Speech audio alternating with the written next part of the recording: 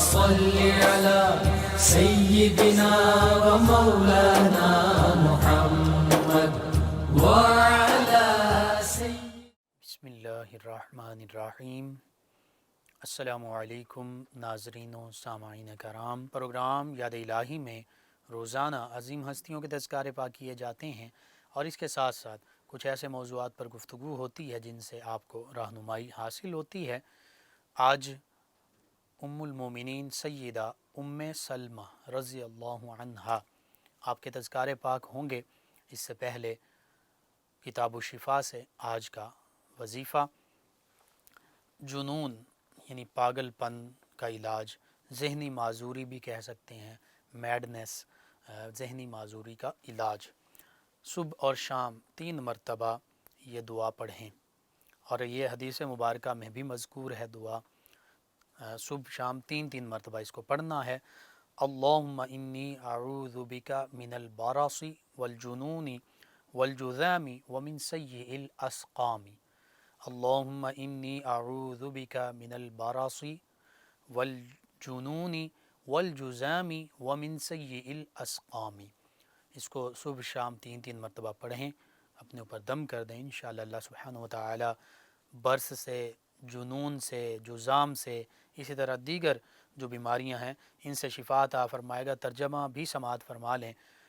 اس کا ترجمہ یہ ہے، اللہ میں تیری پناہ چاہتا ہوں برس سے، پاگل پن سے، کوڑ سے اور تمام برے امراض سے۔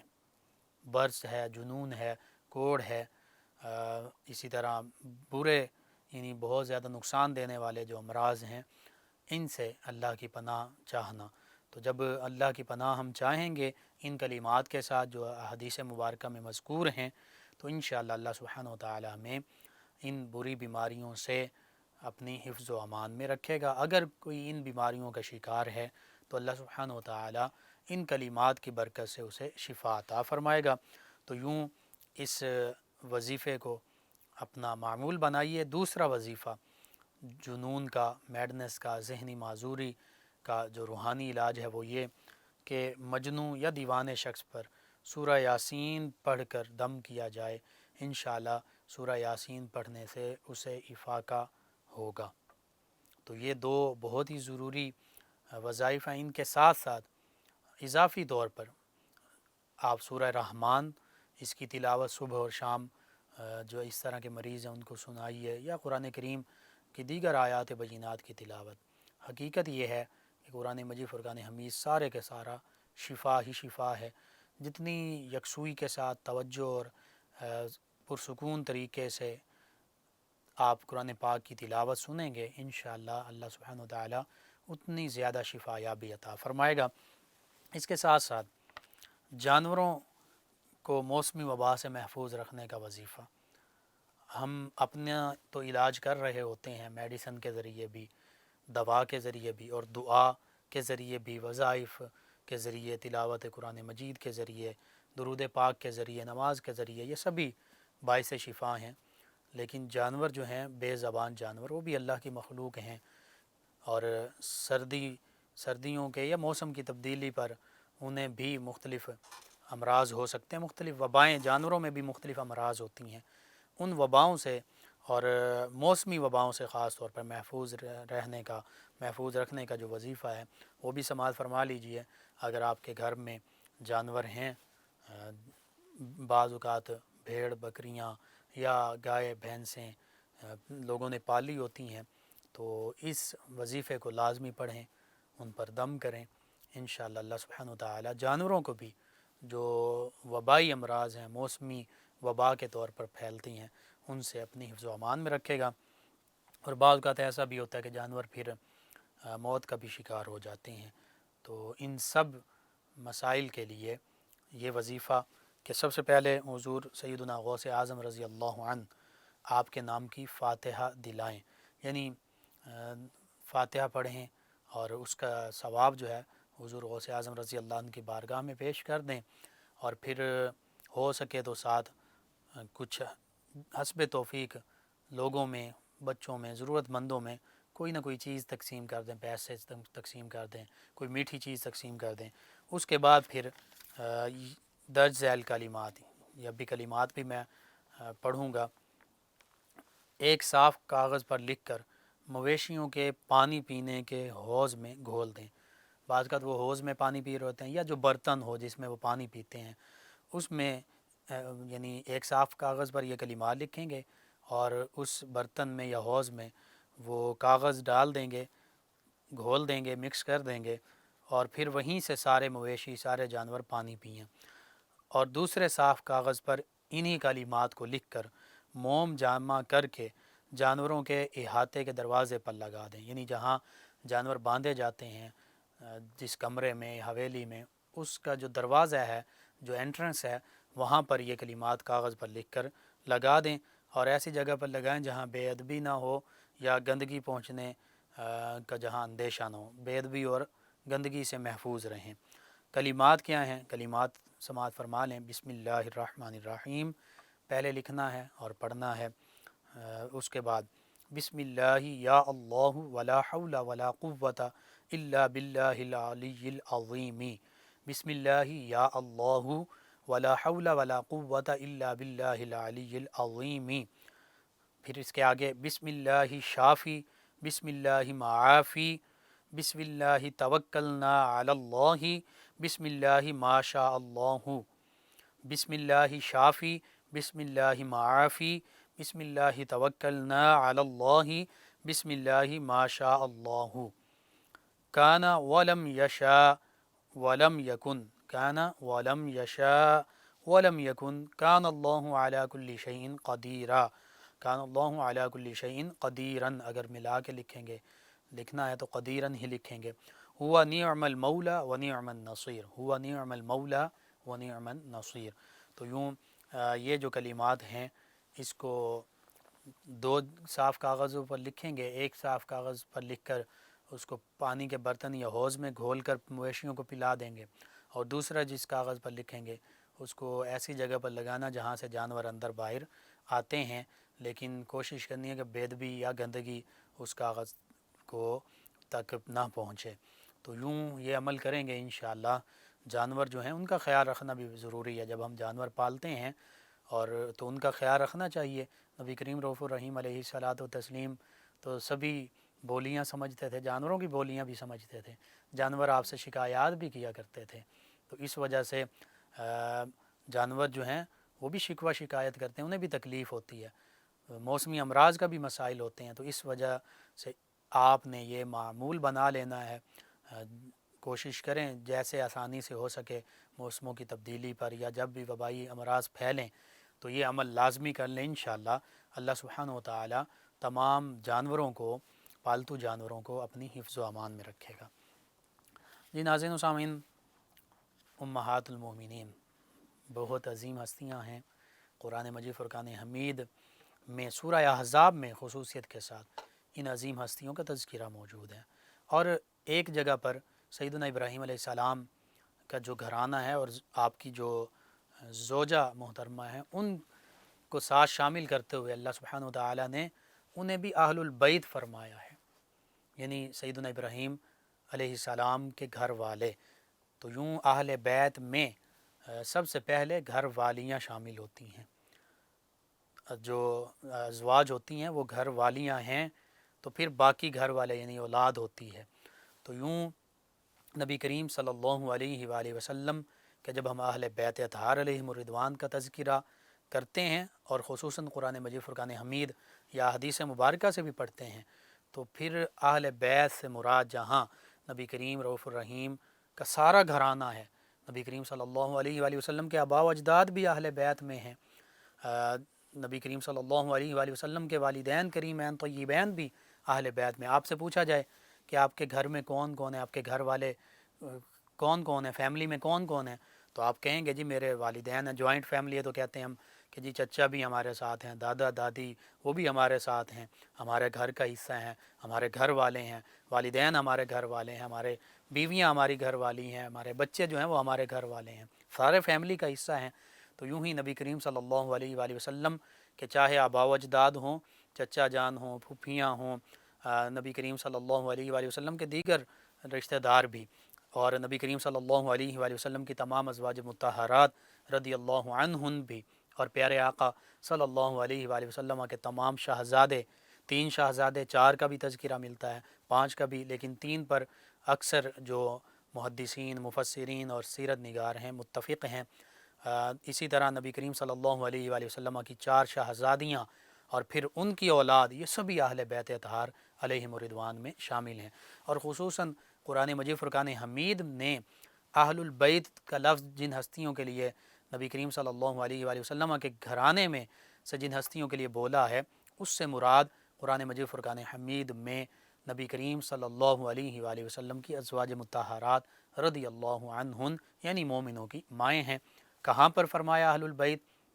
سورہ احزاب میں 22ویں پارے میں آیت مبارکہ 33 میں اللہ سبحانہ و تعالی نے چونکہ اس رکوع میں اور اس کے بعد والے بھی رکوع میں، حتیٰ کہ سیکنڈ لاسٹ جو ہے، تھرڈ لاسٹ جو رکوع ہے، سیکنڈ لاسٹ جو رکوع ہے، اس میں بھی یہ سورہ احزاب کے تقریباً ہر رکوع میں نبی کریم صلی اللہ علیہ وآلہ وسلم کے ازواج مطہرات رضی اللہ عنہن کے پاکیزہ تذکرے موجود ہیں۔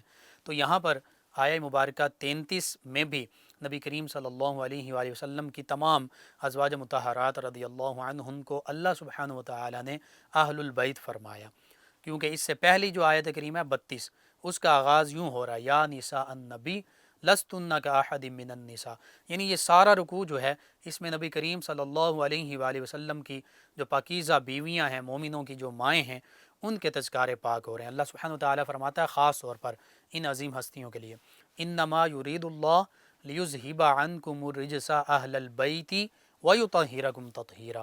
اللہ سبحانہ وتعالی نے فرمایا اے نبی صلی اللہ علیہ وآلہ وسلم کے گھر والیوں، اے نبی کے اہل بیت، اے نبی صلی اللہ علیہ وآلہ وسلم کے گھرانہ، اللہ سبحانہ وتعالی تو چاہتا ہی یہی ہے کہ تم سے ہر قسم کے گناہ کا میل بھی دور فرما دے اور گناہ کا شک و شبہ بھی دور فرما دے اور تمہیں کامل طہارت سے نواز کر خوب پاک صاف فرما دے۔ یہ طہارت، یہ عظمت، یہ شان ہے نبی کریم صلی اللہ علیہ وآلہ وسلم کے تمام گھرانے کی اور خصوصاً ازواج مطہرات رضی اللہ عنہن کی، کہ یوں واضح الفاظ کے ساتھ اللہ سبحانہ وتعالی ارشاد فرما رہا ہے کہ جو نبی کریم صلی اللہ علیہ وآلہ وسلم کی گھر والیاں ہیں یہ پاکیزہ ہیں، اللہ سبحانہ وتعالی نے ان سے ہر قسم کے گناہ کا میل بھی دور فرما دیا ہے اور انہیں خوب کامل طہارت سے نواز دیا ہے۔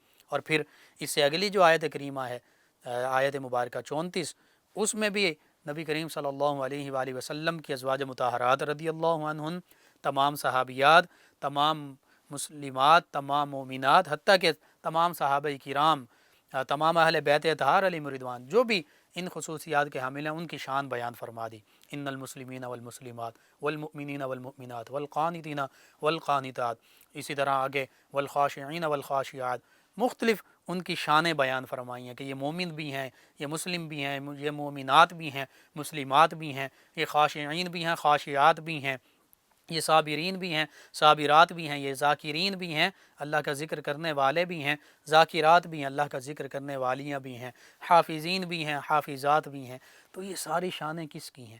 یہ سب سے پہلے اللہ سبحانہ وتعالی براہ راست جن کو یہ شانیں عطا فرما رہا ہے وہ نبی کریم رؤوف الرحیم علیہ الصلاۃ والتسلیم کی تمام ازواج مطہرات رضی اللہ عنہن ہیں۔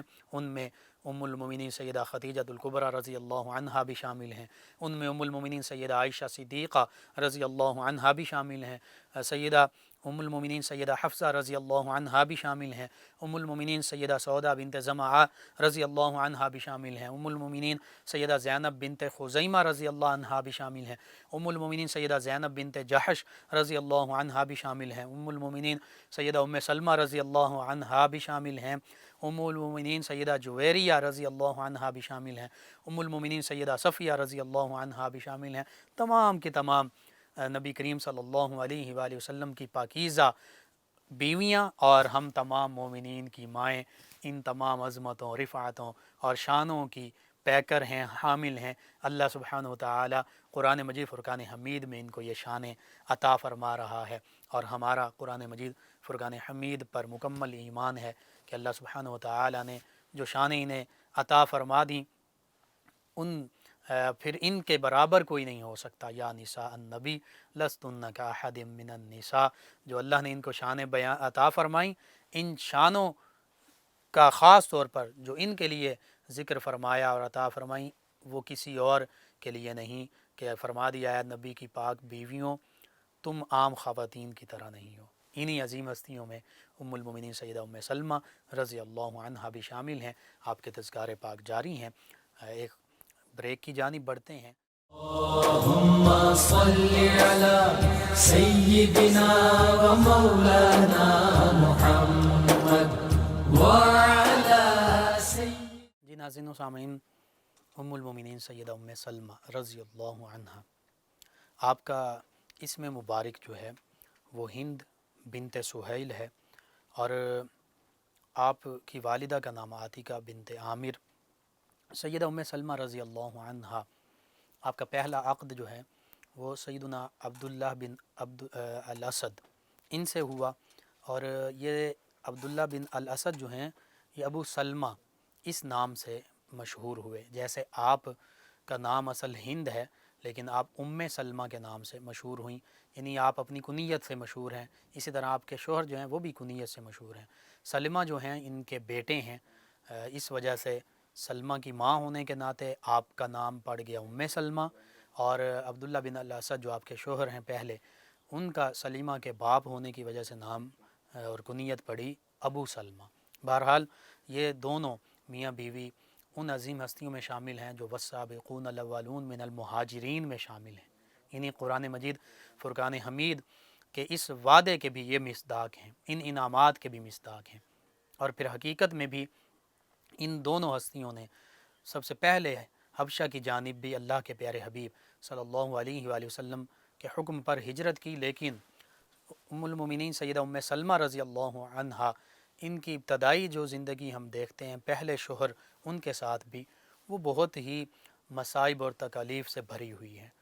کفار مکہ کے اپنے خاندان کے ظلم و ستم انہوں نے برداشت کیے. جب ہجرت حبشہ کا موقع آتا ہے تو اس سارے گھرانے نے حبشہ کی جانب ہجرت کی تیاری کی، لیکن سیدہ ام سلمہ رضی اللہ عنہا، ان کے جو گھر والے ہیں، والدین اور دیگر خاندان والے، انہوں نے سیدہ ام سلمہ اور ان کے بچوں کو ساتھ نہیں جانے دیا. پھر سیدنا ابو سلمہ رضی اللہ عنہ جو ان کے شوہر تھے وہ ہجرت کر گئے حبشہ کی جانب. تو 1 سال تک یہ روتی رہیں. بعد میں پھر لوگوں کو ترس آیا یا جو بھی معاملہ بنا، اس وجہ سے 1 سال کے بعد پھر یہ حبشہ کی جانب انہوں نے ہجرت کی. وہاں پر بھی حبشہ کے قیام کے دوران ان کی ایک بیٹی پیدا ہوئی جس کا نام زینب رکھا گیا.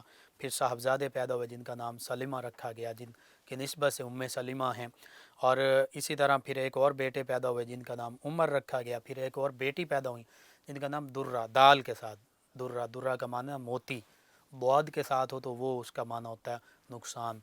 بہرحال حبشہ میں جب یہ افواہ پھیلائی گئی اور پھیلی کہ مکہ مکرمہ کے تو تمام لوگ مسلمان ہو گئے ہیں، یا یہ بات مشہور ہوئی کہ سیدنا عمر فاروق اعظم رضی اللہ عنہ اسلام لے آئے ہیں، انہوں نے اسلام قبول کر لیا ہے، تو مکہ کے حالات اب سازگار ہیں، ظلم نہیں کیا جاتا. تو پھر یہ ہستیاں واپس مکہ مکرمہ تشریف لے آئیں. جب مکہ مکرمہ تشریف لائے تو یہاں پر کفار کا ظلم و ستم اسی طرح بلکہ پہلے سے بھی بڑھ چکے تھے. تو اللہ کے حکم کے مطابق اللہ کے پیارے حبیب صلی اللہ علیہ وآلہ وسلم نے صحابہ کرام کو مدینہ طیبہ کی جانب ہجرت کرنے کا حکم دیا. اس موقع پر پھر وہی معاملہ پیش آیا، ان کے خاندان والوں نے ان کو مدینہ طیبہ ہجرت نہ کرنے دی، ان کو اور ان کے بچوں کو. سیدنا ابو سلمہ رضی اللہ عنہ مجبوراً اکیلے ہجرت کر کے مدینہ طیبہ پہنچ گئے. پھر اس کے بعد ان کے کہنے پر ان کو اور ان کے بچوں کو مدینہ طیبہ جانے کی اجازت ملی. اور تاریخ اسلام میں یہ پہلی خاتون ہیں جنہوں نے خاتون ہونے کے ناطے مدینہ طیبہ کی جانب سب سے پہلے ہجرت کی. یعنی خواتین میں سب سے پہلے مدینہ طیبہ کی جانب ہجرت کرنے والوں میں سیدہ ام سلمہ رضی اللہ عنہا شامل ہیں. ان کے شوہر سیدنا عبداللہ بن الاسد جو ابو سلمہ کے نام سے مشہور ہیں، غزوہ احد میں شامل ہوئے، بدر میں شامل ہوئے، احد میں زخمی ہوئے اور بعد میں پھر وصال فرما گئے جمادی الثانی 4 ہجری میں.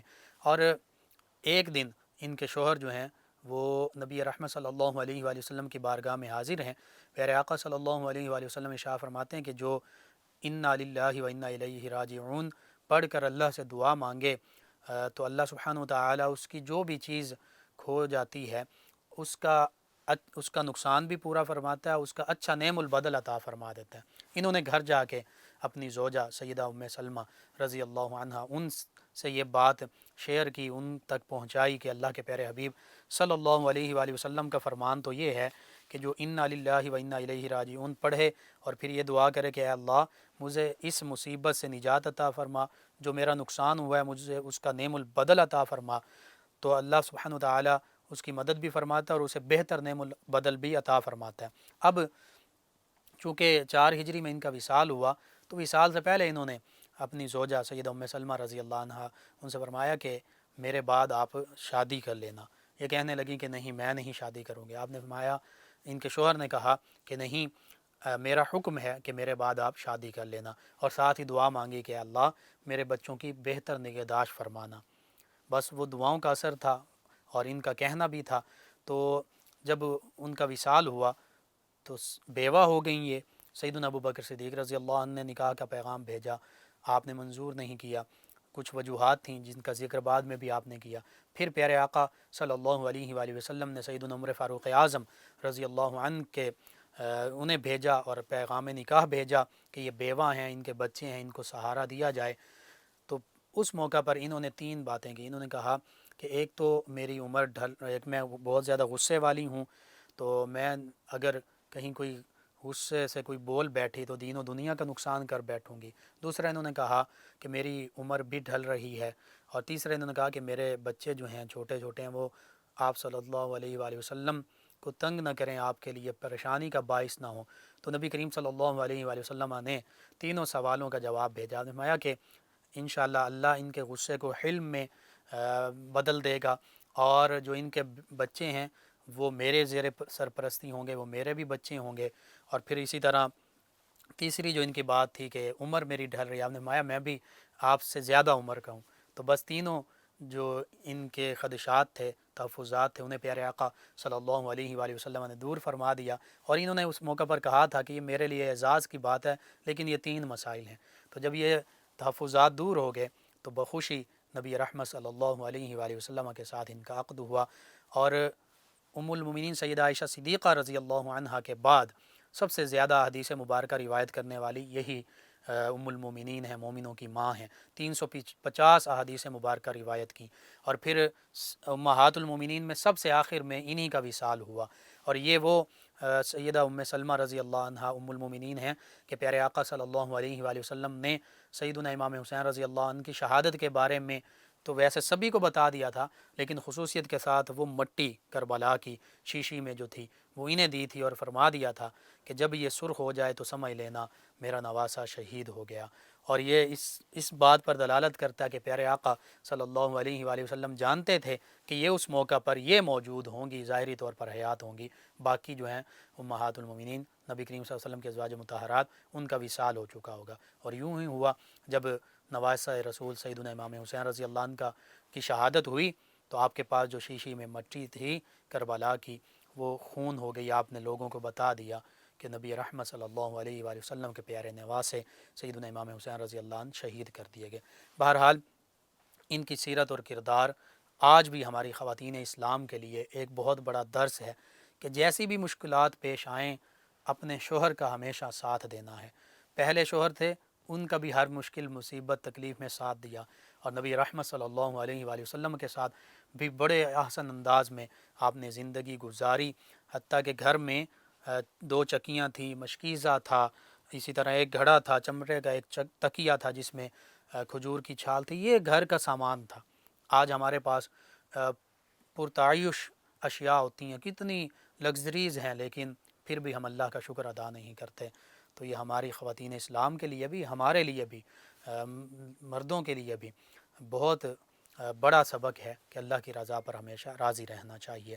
اللہ سبحانہ و تعالیٰ سے دعا ہے کہ اللہ تعالیٰ ہمیں ان کے نقش قدم پر چلنے کی توفیق عطا فرمائے۔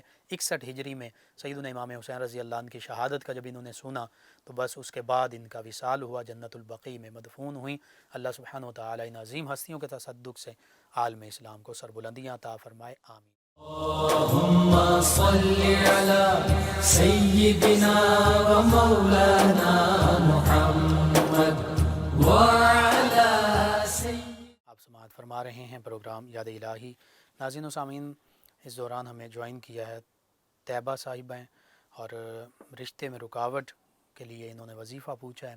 جی 2 وظائف آپ لازمی کریں، ایک یا مسبب الاسباب، اس کو کثرت سے پڑھیں درود پاک کے ساتھ، اور دوسرا سورہ آل عمران کی آیت مبارکہ 9، اس کو جمعۃ المبارک کے دن 313 مرتبہ پڑھیں، اول آخر 11 مرتبہ درود پاک پڑھیں، انشاءاللہ اللہ سبحانہ وتعالی بہتری فرمائے گا۔ حافظ محمد صاحب ہیں، کہتے ہیں ماشاءاللہ پروگرام بہت اچھا ہے۔ جی شکریہ آپ کا۔ کہتے ہیں کہ خوف کا علاج کیا ہے؟ جی خوف اگر آتا ہے کسی بھی چیز سے تو سورہ فاتحہ، آیت الکرسی اور 4 قل شریف، ان کو 3 مرتبہ پڑھیں، اول آخر تا تعداد میں درود پاک پڑھیں، صبح بھی یہ پڑھیں، شام کو بھی پڑھیں، رات کو سوتے ہوئے بھی پڑھیں، اور اپنے پر دم کر لیں، انشاءاللہ اللہ سبحانہ وتعالی ہر قسم کے خوف سے نجات عطا فرمائے گا۔ دوسرا کہتے ہیں کہ والدین کو بد دعا دینی چاہیے یا نہیں؟ یعنی اس سے مراد والدین کو اپنی اولاد کو بد دعا دینی چاہیے یا نہیں، یا اولاد اپنے والدین کو بد دعا دے یا نہیں؟ دونوں صورتوں میں نہ اولاد کو اپنے والدین کو بد دعا دینی چاہیے، برا بھلا کہنا چاہیے، اور نہ ہی والدین کو اپنی اولاد کو بد دعا دینی چاہیے، کیونکہ والدین کی جو دعا یا بد دعا ہو وہ اولاد کے حق میں بہت جلد قبول ہو جاتی ہے، اس لیے اپنے بچوں کو کبھی بھی بد دعا نہیں دینی چاہیے۔ حتیٰ کہ اولیاء کرام، علماء کرام تو یہاں تک کہتے ہیں کہ حکماً بھی کوئی کام نہیں کہنا چاہیے، عام انداز میں کہنا چاہیے مشورے کے طور پر، تاکہ اگر وہ نہ کریں تو پھر وہ نافرمانی کے گناہ کے مرتکب نہ ہو جائیں۔ تو اس حوالے سے بہت زیادہ احتیاط کی ضرورت ہے۔ افتخار ڈوگر صاحب ہیں، کہتے ہیں میں اور میرے بیٹے غلام حسین احمد ڈوگر، غلام فاطمہ آپ کا پروگرام سن رہے ہیں۔ جی شکریہ آپ کا۔ احمد نام کا معنی پوچھا ہے۔ احمد کا معنی ہے وہ ہستی، نبی رحمت صلی اللہ علیہ وآلہ وسلم کا اسم گرامی ہے کہ جو اللہ کی سب سے زیادہ تعریف کرے۔ محمد کا معنی جس کی سب سے زیادہ تعریف کی جائے، وہ بھی ہمارے آقا ہیں صلی اللہ علیہ وآلہ وسلم، کہ اللہ جس کی تعریف فرما دے اس کی تعریف سب سے زیادہ ہوتی ہے، اور وہ پیارے آقا صلی اللہ علیہ وآلہ وسلم ہیں۔ اور احمد کا معنی جو سب سے زیادہ اللہ کی تعریف کرے، حمد بیان کرے۔